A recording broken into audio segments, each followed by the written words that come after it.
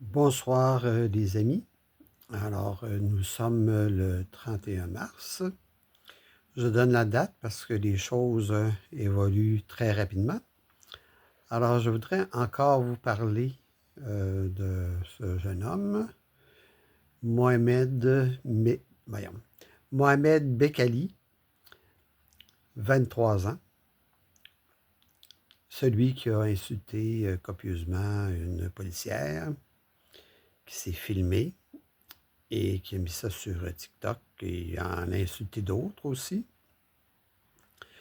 Donc, il a insulté une femme, il a insulté des hommes du service de police de Montréal. Et je voudrais vous parler un petit peu aussi par la même occasion de ce qu'on appelle le profilage racial. Alors donc, bon, effectivement, Mohamed Bekali, probable qu'il soit né ici, ou il est arrivé ici jeune, ou ses parents sont venus s'installer ici, enfin je ne sais trop. Bon. Euh, alors donc oui, c'est un arabo-musulman. De toute façon, 99,9% des Arabes sont musulmans. C'est pas compliqué. À des degrés divers. Il y en a quelques-uns très très peu nombreux qui sont chrétiens, là, qui vivent en Jordanie, près des lieux saints, là, une vieille communauté chrétienne. Mais bon. Alors donc, je disais, c'en est l'illustration, que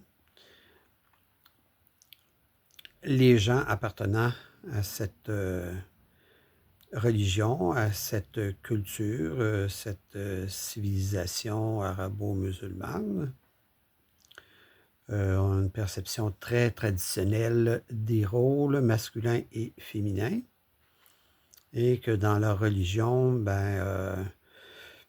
dans les mosquées, les hommes sont devant, les femmes sont derrière, les sexes sont séparés. Dans la charia, devant un tribunal, la parole d'une femme vaut la moitié de la parole d'un homme. Pour les héritages, c'est la même chose. Enfin, on pourrait multiplier les exemples. Donc, la femme n'est pas considérée comme égale et elle n'est pas traitée comme une égale. Et si l'homme n'est pas tenu de se voiler, eh bien, la femme, elle, on lui demande de se voiler parce qu'elle est un objet de provocation et qu'elle corrompt les hommes. Un petit peu comme disaient nos curés catholiques dans les années 50, mais ça quand même, c'était il y a 80 ans. Et même à ça, les femmes à cette époque, les chrétiennes, n'étaient pas obligées de se voiler ni aujourd'hui. À part qu'à l'église, d'avoir un petit couvre-chef ou un petit foulard qui ne devait pas nécessairement cacher tous les cheveux. Alors donc, comment voulez-vous que les gens qui viennent de cette culture millénaire, parce que l'islam a été fondé au 7e siècle, 7e ou 8e siècle, enfin, peut-être à la fin du 7e siècle en Arabie par Mahomet. Alors, comment voulez-vous que les gens qui viennent de cette culture millénaire, qui arrivent ici en prenant l'avion d'un coup de baguette, magique, qu'ils adhèrent au principe de l'égalité homme-femme, de la séparation des pouvoirs entre l'État et la religion, l'Église. Alors, ils viennent ici avec dans leur bagage leur mentalité, leur religion, Pas tous, il y en a qui sont plus modernes, plus progressistes. Mais bon, alors c'est sûr que si vous considérez que les femmes sont des citoyens de seconde zone et que vous venez de cette culture-là et que vous voyez une femme qui est policière et puis qui prétend avoir de l'autorité sur vous, eh bien, il y a une forme de rejet automatique et viscéral. Maintenant, le profilage racial. Le chef de police de Montréal, Fadi Daguerre, qui a été auparavant chef de police à Longueuil, est un partisan de cette théorie du profilage racial, à savoir qu'il y a du profilage racial, il y aurait du profilage racial assez souvent dans la police et que donc il faudrait le combattre par tous les moyens possibles. Bon, M. Daguerre, du temps où il était chef de la police, c'est rien qu'un exemple, et je pourrais en donner d'autres, de Longueuil. Il faut dire qu'il a amené les policiers de Longueuil dans des mosquées, certaines passablement traditionnalistes, pour que les policiers puissent se familiariser avec la culture arabo-musulmane. Ça, c'était ni plus ni moins que woke, c'est-à-dire qu'on voulait laver le cerveau des policiers et puis, autrement dit, faire en sorte que les arabo-musulmans ne soient pas considérés de la même façon que les Blancs de souche, disons. C'est-à-dire que si un arabo-musulman se comporte mal envers une femme, ben, il faut le comprendre parce que c'est dans sa religion, c'est moins grave. Donc, on va sévir moins. Alors, ça, c'est Fadi Daguerre. Et c'est le chef de police que Valérie Plante, bien sûr, proche de Québec solidaire, voulait tant comme chef de police à Montréal. Et regardez la réaction de la nouvelle mairesse de Montréal, Mme Martinez-Ferrada, qui vient du Parti libéral fédéral de Justin Trudeau, extrêmement multiculturaliste, qui met toutes les cultures sur le même pied et qui dit que les gens qui viennent au Canada et au Québec n'ont pas à apprendre nos coutumes, mais qu'ils doivent et qu'ils peuvent et même qu'ils doivent garder les leurs.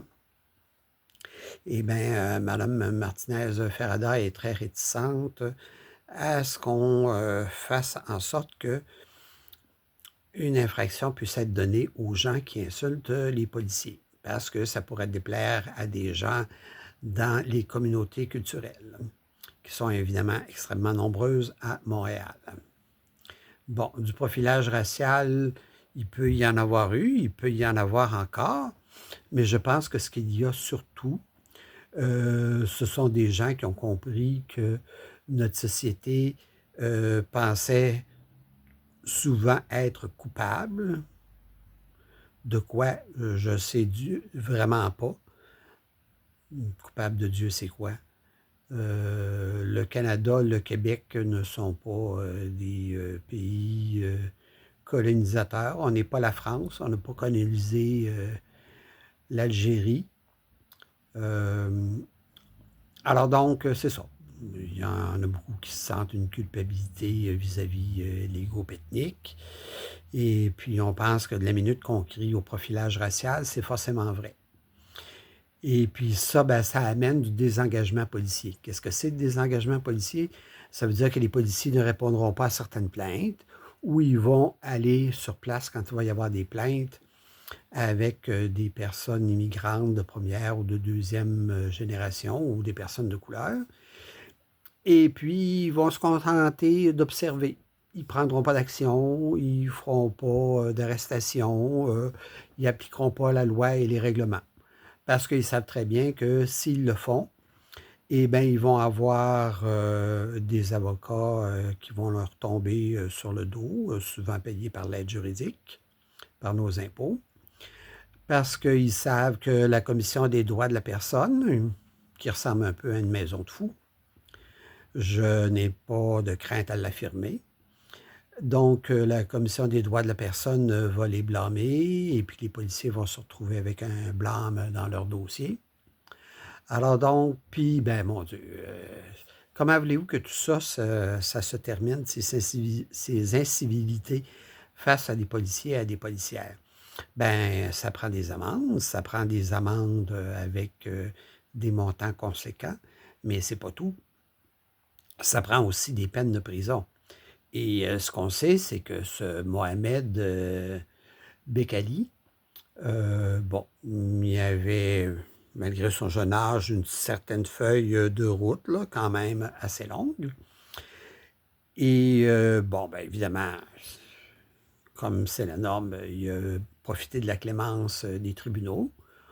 Ah ben oui, il faut leur donner une deuxième chance. Ils vont s'amender, ils vont devenir de bons citoyens. Eh bien non, c'est le contraire. Quand vous ne sévissez pas dès le début, sauf exception, je dis bien sauf exception, quand vous ne sévissez pas dès le début, le message que vous envoyez, c'est que vous pouvez faire n'importe quoi. Vous pouvez insulter des policiers et des policières, vous pouvez ne pas respecter la loi, vous pouvez vendre la drogue, vous pouvez posséder des armes à feu. Eh bien, il ne vous arrivera pas grand-chose. Alors que ces gens-là, s'ils étaient au Maroc, s'ils étaient en Algérie, en Tunisie, au Liban, ils se tiendraient tranquilles. Ils se tiendraient très tranquilles parce qu'ils se feraient arrêter juste une fois par la police, ils se feraient passer à tabac, puis ils s'en iraient en dedans pour un sacré bout de temps. Je ne demande pas qu'on procède ainsi, mais il y a toujours bien des limites à être plus catholique que le bon Dieu. Il y a toujours bien des limites à être naïf. Les limites, ça fait longtemps qu'elles sont dépassées et puis il faudrait qu'on mette de l'ordre là-dedans. Alors voilà, c'est mon point de vue. Vous pouvez voir mes vidéos aussi sur ma chaîne YouTube, Pierre Boucher Québec. Et bien sûr, sur mon Facebook, je vous remercie pour cette vidéo longue, mais bon, ce sont toujours des sujets qui me tiennent à cœur, des sujets complexes sur lesquels il y a beaucoup à dire. Et donc, je vous remercie encore une fois de m'avoir regardé et écouté. À la prochaine. Merci. Bonjour.